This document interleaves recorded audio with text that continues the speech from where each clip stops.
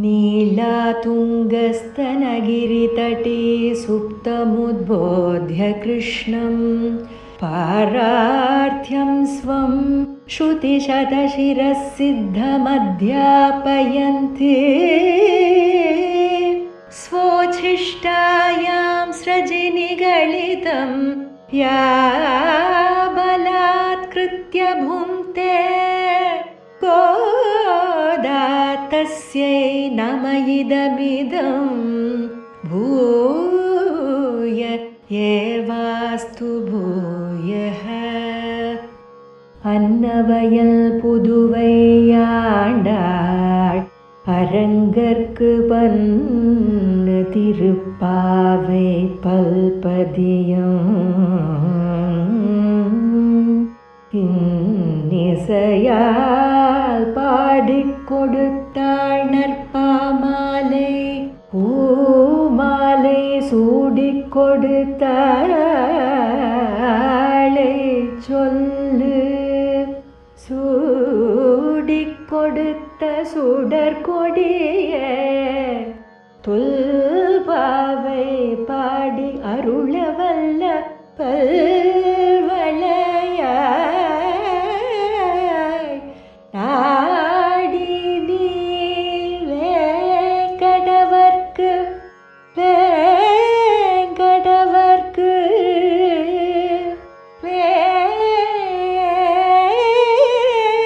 வேங்கடவர்க்கு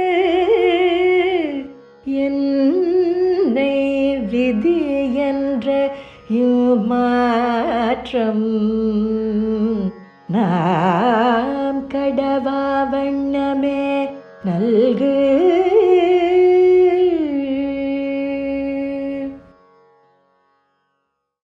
ஸ்ரீமதே ராமானுஜாய நமः. ஸ்ரீ விஷ்ணு சித்தகுரவே நமः. ஸ்ரீமத்வரவரமுனையே நமः. அஸ்மத்குரு சமாரம்பாம் யதிசேகர மத்யமாம் லக்ஷ்மீ வல்லப பரியந்தாம் வந்தே குரு பரம்பராம். ஸ்ரீரங்க மங்களநிதிம் கருணாநிவாசம் ஸ்ரீ வெங்கடாத்ரிசிகராலய காளமேகம் ஸ்ரீஹஸ்திசைல சிகரோஜ்வல பாரிஜாதம் ஸ்ரீசம் நமாமி சிரசா யதுசைலதீபம். மிதுனே ஸ்வாதிஜம் விஷ்ணோः ரதாம்சம் தன்வினப்புரே பிரபத்யே ஸ்வசுரம் விஷ்ணோः விஷ்ணுசித்தம் புரஸ்சிகம். கர்க்கடே பூர்வபல்குண்யாம் துளசீகானன உத்பவாம் பாண்ட்யே விஸ்வம்பராம் கோதாம் வந்தே ஸ்ரீரங்கநாயகீம். தேவஸ்ய மகிஷீம் திவ்யாம் ஆதௌ கோதாம் உபாஸ்மஹே யன்மௌலிமாலிகாம் ப்ரீத்யா ஸ்வீகரோதி ஸ்வயம் பிரபுः. चैत्रार्द्रा संभवं विष्णोर्दर्शनस्थापन उत्सुकं दौण्डीरमण्डले शेषमूर्तिं रामानुजं भजे. श्रीमत्कृष्णसमाह्वाय नमो यामुनसूनवे यत्कटाक्षैर्लक्ष्याणां सुलभश्रीधरः सदा सकलद्राविडाम्नाय सारव्याख्यानकारिणं श्रावणे रोहिणी जातं कृष्णसंख्यमहं भजे. वृश्चिके स्वाति सञ्जातं पुत्तूराख्ये महापुरे श्रीवैष्णवानां सिंहं तं कृष्णं वन्दे पुरस्सिकम्. அஞ்சு குடிக்கொரு சந்ததியாய் ஆழ்வார்கள் தஞ்சையலை விஞ்சி நிற்கும் தன்மையளாய் பிஞ்சாய் பழுத்தாளை ஆண்டாளை பத்தியுடன் நாளும் வழுத்தாய் மனமே மகிழ்ந்து பாதகங்கள் தீர்க்கும் பரமனடி காட்டும் வேதமனைத்துக்கும் வித்தாகும் கோதை தமிழ் ஐயைந்தும் ஐந்தும் அறியாத மானிடரை வையம் சுமப்பதும் வம்பு. ஸ்ரீமத் வேதமார்க்க பிரதிஷ்டாபனாச்சாரியராய் உபய வேதாந்தாச்சாரியராய் ஸ்ரீமத் பரமஹம்ச பரிப்ராஜகாச்சாரியராய் எழுந்தருளியிருக்கும் மேல்கோட்டை 41ஆம் பட்டம் யதுகிரி யதிராஜ நாராயண ராமானுஜ ஜீயர் சுவாமிகள் அவர்களுடைய நியமனமடியாக திருப்பாவை அவதாரிகை சாதிக்கக்கூடிய ஒரு பெரும் பேறு அடியேனுக்கு கிட்டியுள்ளது. எம்பெருமானாரிடத்துல ஒரு முறை சிஷ்யர்கள்லாம் சென்று திருப்பாவைக்கு அர்த்தம் அருளி செய்ய வேணும் என்று பிரார்த்திக்கிறார்கள்.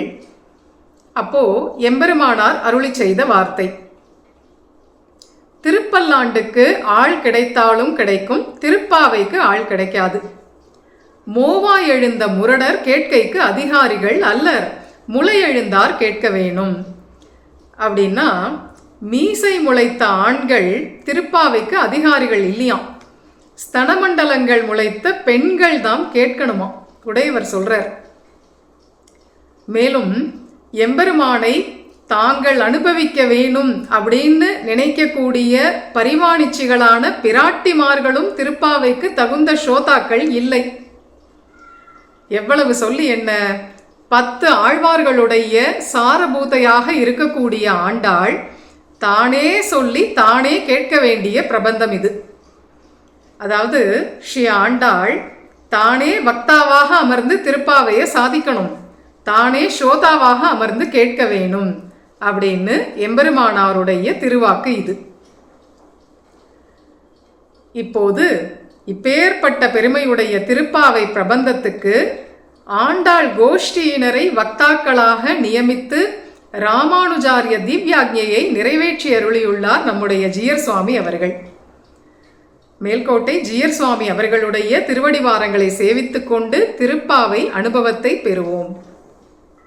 நீலாதுங்க ஸ்தனகிரி தடி சுத்தம் உத்போத்ய கிருஷ்ணம் பாரார்த்தியம் ஸ்வம் ஸ்ருதி சதசிர சித்தமத்யாபயந்தி ஸ்வோச்சிஷ்டாயாம் ஸ்ரஜி நிகலிதம் யா பலாத்கிருத்ய புங்க்தே கோதா தஸ்யை நம இதமிதம் பூயயே வாஸ்து பூயஹா. ஸ்ரீ பராசர பட்டர் அருளி செய்த திருப்பாவை தனியன் இது. எடுத்த எடுப்புல நீலா அப்படின்னு ஆரம்பிக்கிறார்.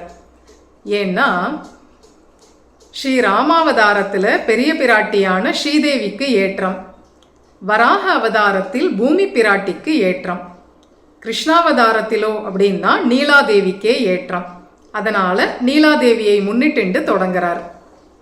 மேலும் வேதமானது இந்த பிராட்டிமார் மூவரையும் சேர்த்தே துதிக்கிறது.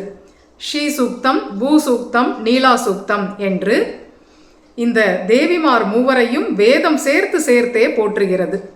அதனால தமிழ் வேதமான திவ்ய பிரபந்தத்திலும் ஆழ்வார்கள் இந்த தேவிமார் மூவரையும் சேர்த்தே பாடியருளி உள்ளார்கள்.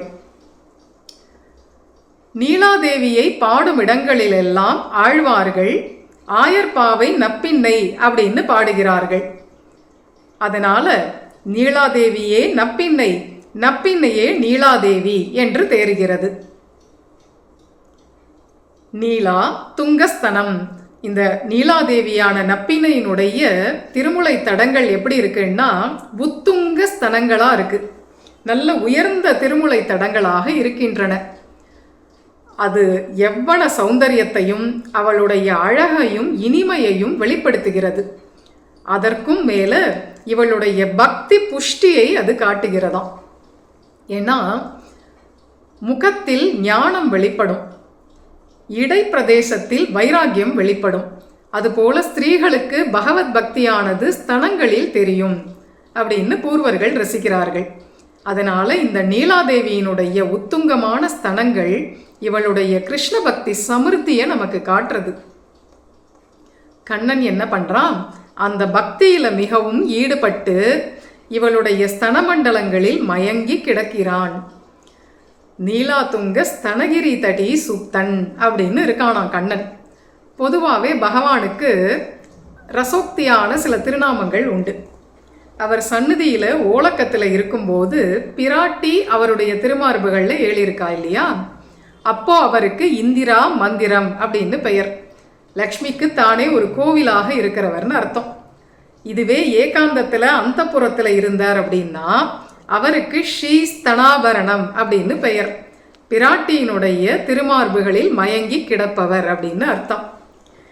இந்த கிருஷ்ணாவதாரத்தில் நப்பின்னை நங்காய் திருவே அப்படின்னு ஆண்டாளே சொன்னபடியால் லக்ஷ்மி ஸ்தானத்தில் இருக்கக்கூடியவள் இந்த நீலாதேவி தான். அதனால இந்த நீலாதேவியினுடைய உயர்ந்த திருமார்புகளில் மயங்கி கிடக்கிறானாம் கண்ணபிரான். நீலாதுங்க ஸ்தனகிரி தடி சுத்தம் உத்போத்திய கிருஷ்ணம், ஸ்தனகிரி தடி சுத்தனாக இருக்கான், அதுல மயங்கி கிடக்கான். அப்ப போய் ஆண்டாள் எழுப்புறான். இது நியாயமா? இப்படி பரஸ்பரம் இவர்கள் அந்யோன்யமா இருக்கும்போது இப்ப போயா எழுப்புறது? ஏதோ பிரளய ஜலத்துல ஆளிலை மேல பள்ளி கொண்டு இருக்காருன்னா அப்ப போய் திருப்பள்ளி எழுச்சி பாடி எழுப்பலாம். ஏன்னா சுத்தி ஒரே ஜலமா இருக்கு, இவரோ ஒரு சின்ன ஆளிலையில சயனிச்சுன்னு இருக்காருன்னு பயந்து போய் எழுப்பலாம். இல்ல ஒரு வெறும் தரையில ஸ்தல சயன பெருமாளா இருக்கார், ஐயோ இப்படி படுத்துன்னு இருக்காரே அப்படின்னு அப்ப வேணா போய் எழுப்பலாம். ஆனா இப்படி நப்பின்னை பிராட்டியின் இடத்துல அவளுடைய ஸ்தனமண்டலங்கள்ல மயங்கி கிடக்கிறச்சே இப்ப போயா எழுப்புறது அப்படின்னா இப்பதான் எழுப்பணும். இப்ப எழுப்பினாதான் நப்பின்னை பிராட்டி நம்முடைய கையை பிடிச்சு இழுத்து இந்த பாக்கியத்தை நமக்கும் அனுகிரகிப்பாள். இப்படி கண்ணன் நம்மிடத்திலையும் மயங்கும்படியாக பண்ணுவாள். அதனால இப்பதான் போய் திருப்பள்ளி உணர்த்த வேண்டும். அதனால அத்தியாபயந்தி. உத்போத்திய கிருஷ்ணம் பாரார்த்தியம் ஸ்வம் ஸ்ருதி சதசிர சித்தம் அத்தியாபயந்தி. சரி, அப்படி எழுப்பி என்ன பண்ணினாள்? அறிவிக்கிறாள். அத்தியாபயந்தி எதை அறிவிக்கிறாள் அப்படின்னா, நூற்றுக்கணக்கான வேத வாக்கியங்களில் சொல்லப்பட்டுள்ள ஜீவன்களுடைய தம்முடைய பாரதந்திரியத்தை அறிவிக்கிறாள். எம்பெருமானுடைய சுவாதந்திரியம், நம்முடைய பாரதந்திரியம், இதை அறிவிக்கிறாளாம் ஆண்டாள். ஏன்னா பாரார்த்தியம் ஸ்வம் ஸ்ருதி சதசிர சித்தம் அத்தியாபயந்தி. என்ன பண்றா? தன்னுடைய பாரதந்திரியத்தை அறிவிக்கிறாள். இது என்ன ஒரு பெரிய அதிசயமா அப்படின்னு கேட்டா இந்த விபூதியில இது அதிசயம்தான். ஏன்னா அந்த எம்பெருமானுக்கும் நமக்கும் உண்டான சேஷ சேஷி பாவம் அப்படிங்கிறது பரமபதத்துல பிரகாசமா இருக்கும். ஆனா இந்த லீலா விபூதியில பகவத் சந்நிதிக்கு போனா கூட ஒரு வினயமோ ஒரு நைச்சியமோ வராம தலக்கணத்தோட திரிபவர்கள் தான் அதிகம். அதனால ஆண்டாள் இந்த விபூதியில வந்து தன்னுடைய பாரதந்திரியத்தை எம்பெருமானுக்கு அறிவிக்கிறாள். அதுவும் நப்பின்னையினிடத்துல மயங்கி கிடக்கிற கண்ணனை திருப்பள்ளி உணர்த்தி தன்னுடைய பாரதந்திரியத்தை அறிவிக்கிறாள். இந்த பாரதந்திரியம் நூற்றுக்கணக்கான உபனிஷத்து வாக்கியங்களில் சொல்லப்பட்டது. அத்தியாபயந்தி சோச்சிஷ்டாயாம் ஸ்ரஜினிகளிதம். அந்த பகவானுக்கு இவ என்ன பண்றா? தான் சூடி களைந்த மாலைய அவருக்கு சமர்ப்பிக்கிறா. பகவத் பிரசாதத்தை நாம தான் ஆசைப்படணும்.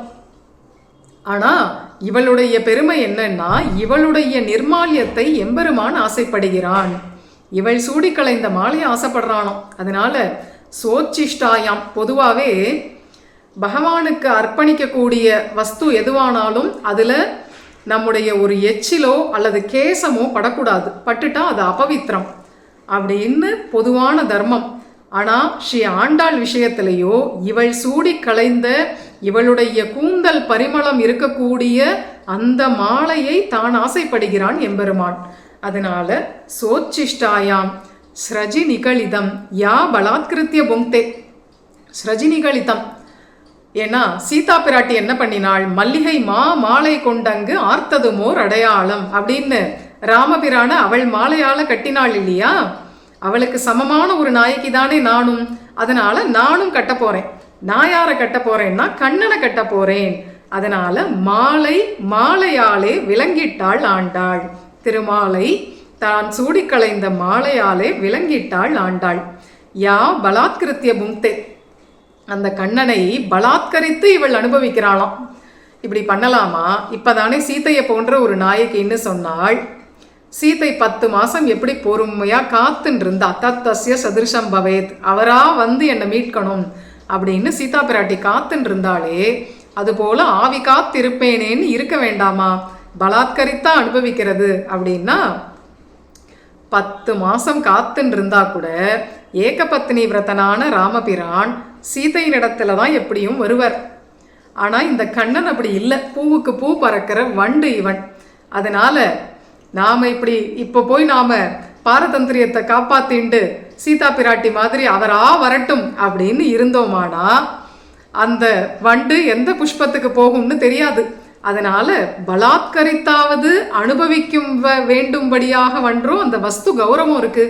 கண்ணன்கிற அந்த வஸ்துவினுடைய இனிமையை பார்த்தா பலாத்கரித்தாவது நாம் அனுபவிக்கணும் அப்படிங்கும்படியாக வன்றோ இருக்கு. மேலும் கண்ணன் ரசிகன், அவனே அதை விரும்புவான். அப்படி பலாத்கரித்து தன்னிடத்துல ஈடுபட்டா அதை கண்ணனும் விரும்பக்கூடியவன். அதனால பலாத்கிருத்திய புங்தே கோதா தஸ்யை நமயிதமிதம் பூய ஏவாஸ்து பூயகா. அப்பேற்பட்ட பெருமைகள் உடைய இந்த கோதை பிராட்டியினிடத்தில் என்னுடைய நமஸ்காரமானது மீண்டும் மீண்டும் உரித்தாகுக என்று ஈடுபடுகிறார் ஸ்ரீ பராசர பட்டர். அடுத்ததாக திருவள்ளரையில் அவதரித்த உய்யக்கொண்டார் 2 தமிழ் தனியன்களை திருப்பாவைக்கு அருளி செய்கிறார்.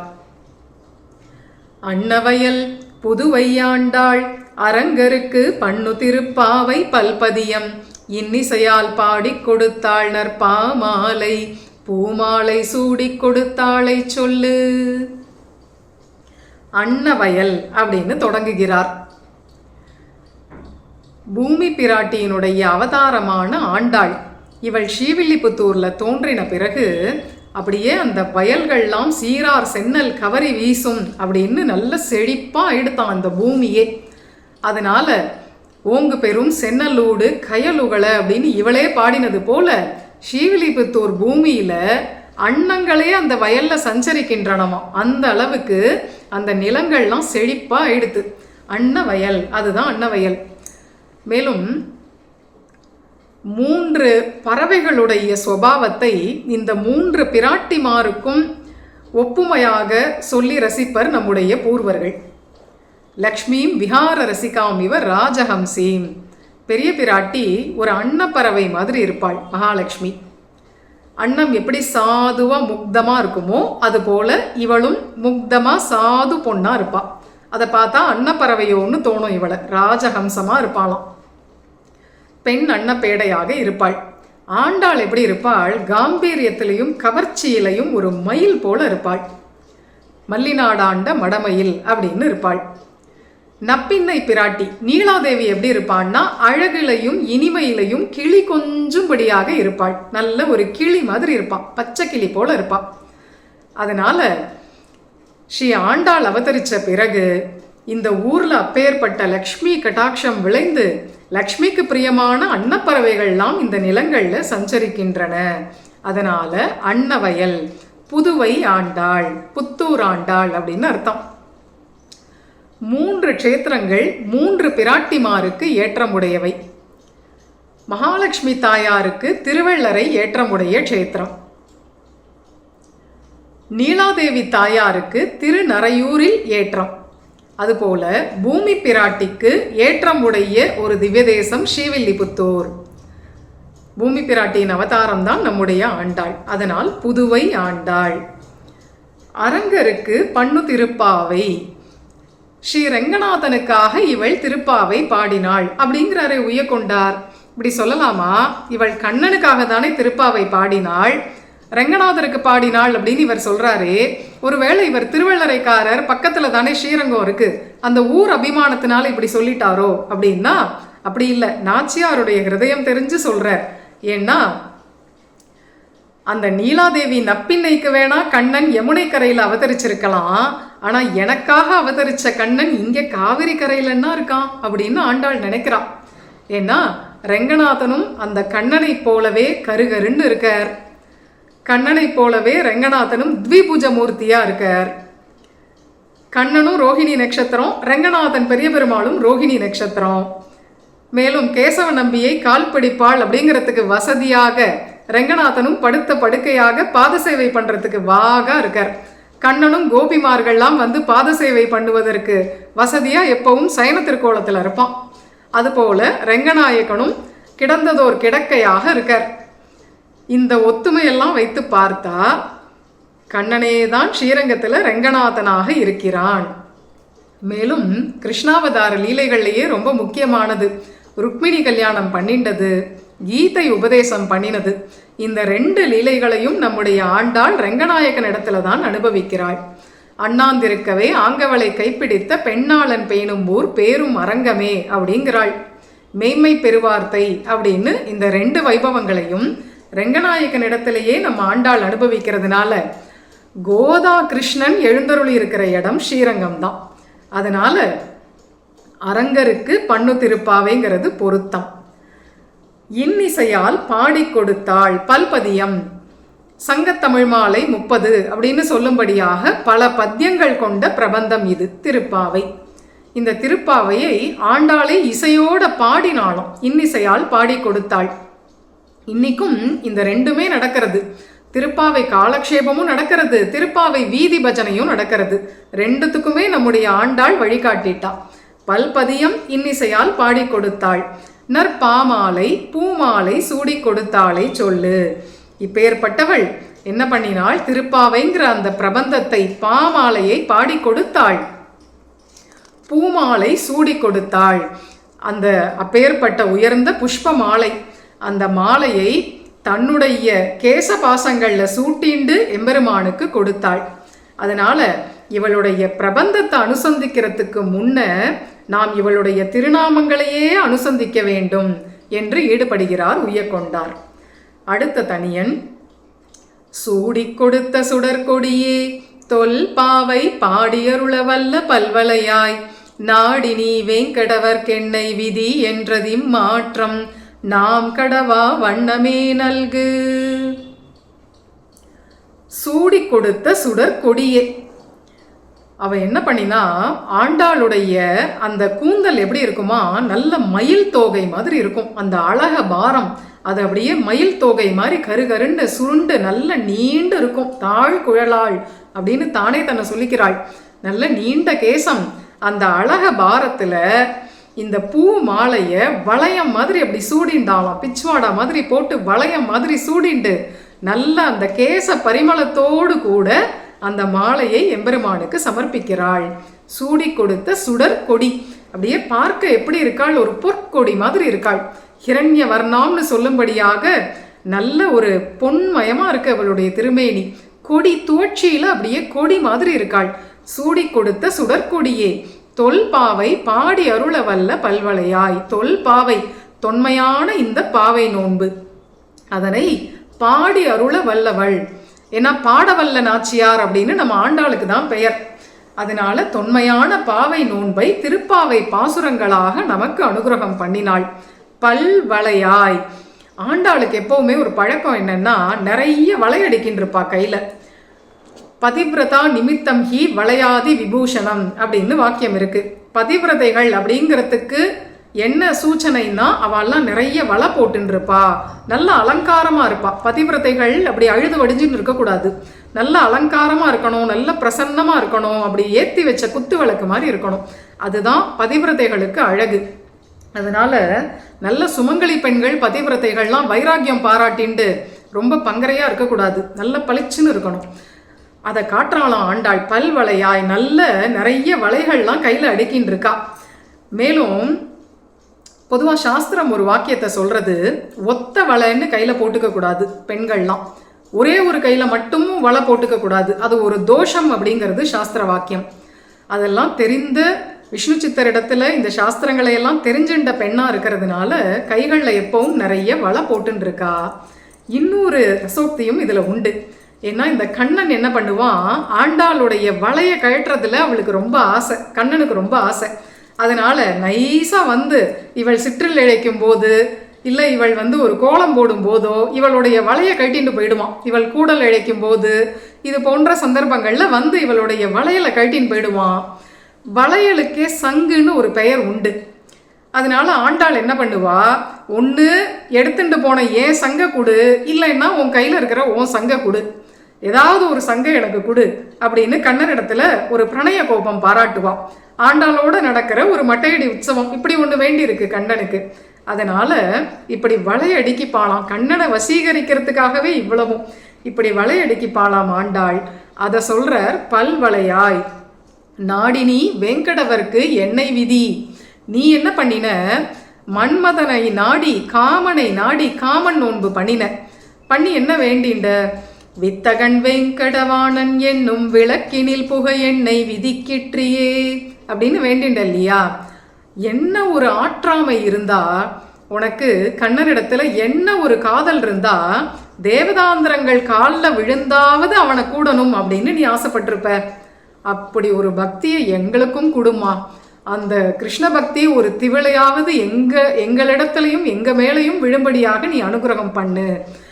உன்னுடைய அந்த ஆற்றாமை எம்பெருமான் திறத்துல எங்களுக்கும் ஆக வேண்டும்படியாக நீ எங்களுக்கு அருள் புரிவாய் என்று உய்யக்கொண்டார். இவ்வாறு ஆண்டாளுடைய திருவடிகளை பிரார்த்திக்கும்படியான அர்த்தபுஷ்டியுடைய தனியன் இவை. பொதுவா ஜனக சபை தான் பெண்கள் அத்தியாத்ம விஷயம் பேசுறதுக்கு இடம் கொடுத்தது. எப்போ? திரேதா யுகத்தில். ஆனால் இன்று நமக்கெல்லாம் ஜனகஸ்தானத்தில் இருக்கக்கூடிய நம்முடைய மேல்கோட்டை ஜீயர் சுவாமி அவர்கள் அவருடைய இந்த சேனல் எம்மை போன்ற ஸ்ரீ வைஷ்ணவியர் பகவத்குணம் சொல்றதுக்கு ஒரு உயர்ந்த இடத்தை அனுகிரகம் பண்ணியிருக்கு. இப்பேற்பட்ட பெருமை கொண்ட மேல்கோட்டை ஜீயர் சுவாமி அவர்கள் செய்து வரக்கூடிய இந்த உயர்ந்த ஞான யஜ்ஞங்கள் தொடர்ந்து இப்படியெல்லாம் நடந்துட்டு வந்துட்டே இருக்கு. இது போன்ற உயர்ந்த ஞான யஜ்ஞங்கள்லாம் மேன்மேலும் அபிவிருத்தியாக வேணுமாயும் செங்கண் திருமுகத்து செல்வ திருமாலால் எங்கும் திருவருள் பெற்று யாவரும் இன்புற வேணுமாயும் பைங்கமல தன்தெரியல் பட்டர்பிரான் கோதையை பிரார்த்தித்து தலை கட்டுகிறேன். ஸ்ரீமத்யை விஷ்ணு சித்தாரிய மனோநந்தன ஹேதவே நந்தநந்தன சுந்தரியை கோதாயை நித்யமங்களம் கோதாயை நித்யமங்களம். ஆழ்வார் எம்பெருமானார் ஜீயர் திருவடிகளே சரணம். பற்பமென திகழ் பைங்கழலும் தன் பல்லவமே விரலும். பற்பமென திகழ் பைங்கழலும் தன் பல்லவமே விரலும். பாவனமாகிய பைந்துவராடை பதிந்த மருங்கழகோ. பாவனமாகிய பைந்துவராடை பதிந்த மருங்கழகும். முப்புரி நூலோடு முன்கையில் ஏந்திய முக்கோல் தன்னழகும். எப்பொழுதும் யதிராசன் வடிவழகு என் இதய துள்ளதால். இல்லை எனக்கெதிர் இல்லை எனக்கெதிர் இல்லை எனக்கெதிரே. இல்லை எனக்கெதிர் இல்லை எனக்கெதிர் இல்லை எனக்கெதிரே. இல்லை எனக்கெதிரே இல்லை எனக்கெதிரே இல்லை எனக்கெதிரே.